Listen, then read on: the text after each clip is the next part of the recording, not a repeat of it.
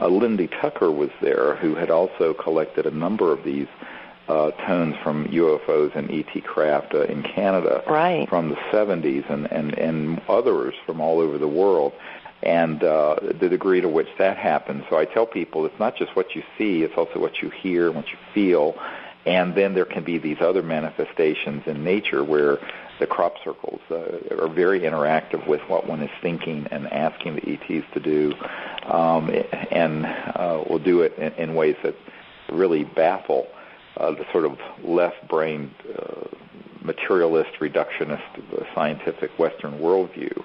But it's because you're not dealing with a civilization, or a civilizations plural, that are locked into early 21st century Earth sciences that are barely out of the Stone Age.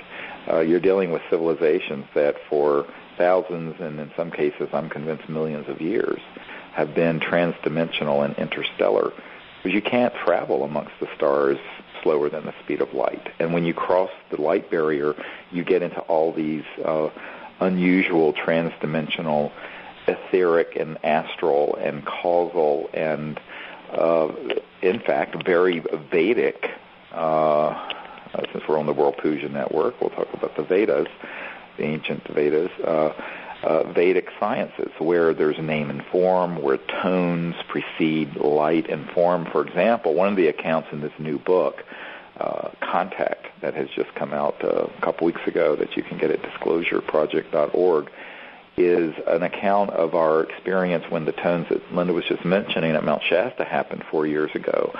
And when that happened, the tones that we recorded on Linda's little tape recorder are just sort of a faint hint of what it actually was in terms of experience, because it was a multi-dimensional, omnidirectional tone that came from within space as opposed to a linear being projected.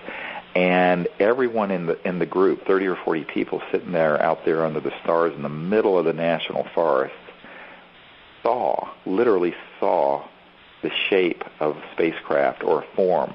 And they were like spheres hooked together, almost like a string of pearls. Right. And some saw them as white and saw some as sort of a grayish silver or pearlescent. But everyone saw form with the sound. Right. But the sound manifested the form so clearly, it was palpable in just a split second in your mind. And everyone experienced that. And this is the kind of thing that's happening where I'm telling people it is so amazing how this contact is proceeding when we're having real extraterrestrial civilizations contact us.